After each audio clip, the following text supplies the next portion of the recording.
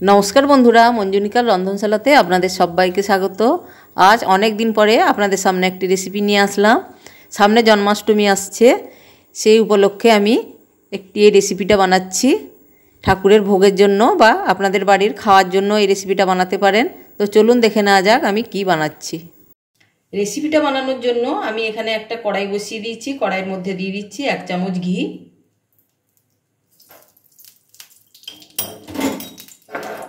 ঘিটাকে ভালো করে মেল্ট করে নিচ্ছি। ঘিটা মেল্ট হয়ে গেছে, এখানে একটু বেশি পরিমাণ ঘিটা লাগবে। এবার এর মধ্যে দিয়ে দিচ্ছি আমি হাফ কাপ সুজি। সুজিটা একটু এইভাবে ভেজে নেব, 2-3 মিনিট মতন সুজিটা একটু ভালো করে ভেজে নেব।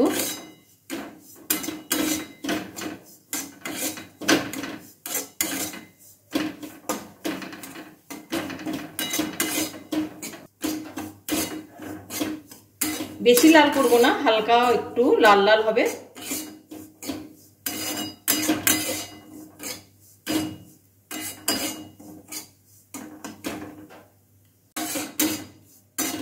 দেখুন ভাজা হয়ে গেছে, সুজির কালারটা চেঞ্জ হয়ে গেছে। এবার এর মধ্যে আমি দিয়ে দিচ্ছি রোস্টেড কোকোনাট। নারকেলটাকে একটু ভেজে নিয়েছিলাম, দিয়ে এই নারকেলটা আমি ব্যবহার করলাম, 4 চামচ ব্যবহার করলাম।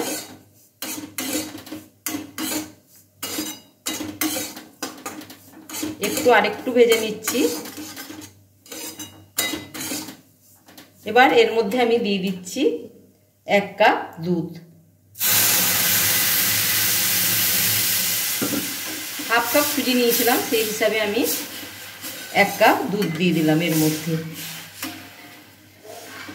এবার এইভাবে আস্তে আস্তে নেড়ে নেব, একটু ঘন করে নেব।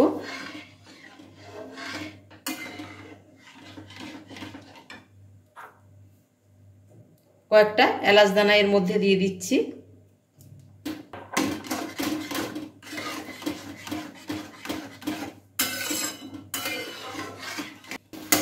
দেখুন শুকনো শুকনো হয়ে এসছে। এবার এর মধ্যে আমি দিয়ে দিচ্ছি স্বাদ মতো চিনি।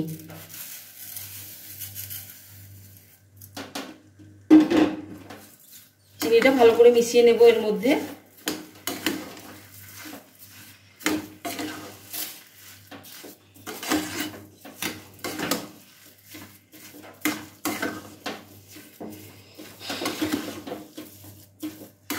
এবার এর মধ্যে আরো একটু ঘি আমি দিয়ে দিচ্ছি। ঘিটা এখানে একটু বেশি লাগবে, তাহলে স্বাদটা ভালো হবে।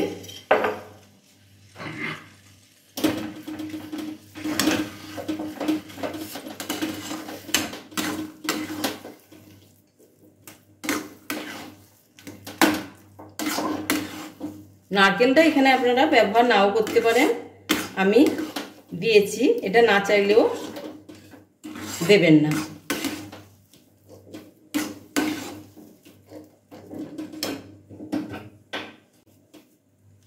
এটা রেডি হয়ে গেছে সুজিটা। এবার এটা আমি গ্যাস অফ করে দিলাম, এবার নামিয়ে নিচ্ছি। দেখুন একটা থালার মধ্যে আমি ঘি মাখিয়ে রেখে দিয়েছিলাম, এবার এর মধ্যে আমি এটা দিয়ে দিচ্ছি। এবার এভাবে থালার মধ্যে ছড়িয়ে এটা সুন্দর করে নেব একটু।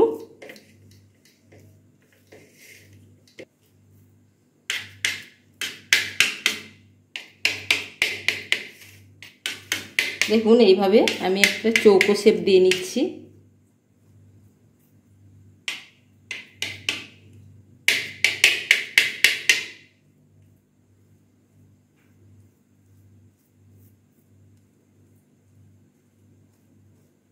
দেখুন চৌকো শেপ দিয়ে নিয়েছি।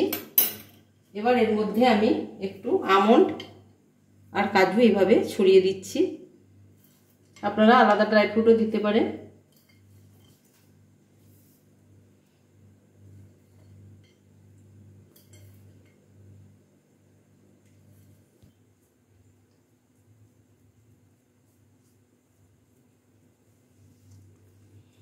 এভাবে একটু ড্রাই ফ্রুটটা চেপে চেপে দিচ্ছি, দিয়ে এটা আমি একটু ঠান্ডা করে নিচ্ছি। ঠান্ডা করে আমি আপনাদেরকে আবার দেখাচ্ছি।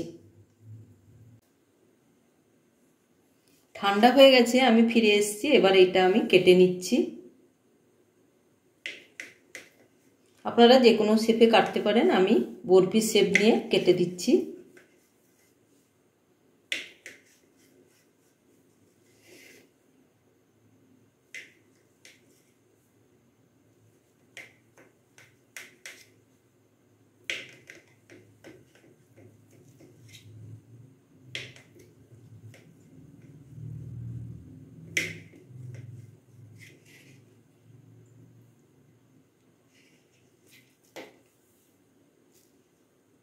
দেখুন কতটা সুন্দর হয়েছে। এভাবে আপনারা জন্মাষ্টমীর দিন, পুজোর দিন ভোগে এটা বানিয়ে নিতে পারেন, বা বাড়িতে খাওয়ার জন্য এটা বানিয়ে নিতে পারেন। সুজির বরফিটা যদি আপনাদের ভালো লেগে থাকে তাহলে অবশ্যই আমাকে লাইক, শেয়ার, কমেন্ট এবং সাবস্ক্রাইব করবেন। সাবস্ক্রাইব করার পর পাশে থাকা বেল বাটনটার অল অবশ্যই প্রেস করে দেবেন, যাতে আমার নতুন কোনো রেসিপি আসলে তার নোটিফিকেশান আপনারা আগে পেয়ে যান। ভালো থাকবেন, সুস্থ থাকবেন। দেখা হচ্ছে নতুন একটি রেসিপির সাথে।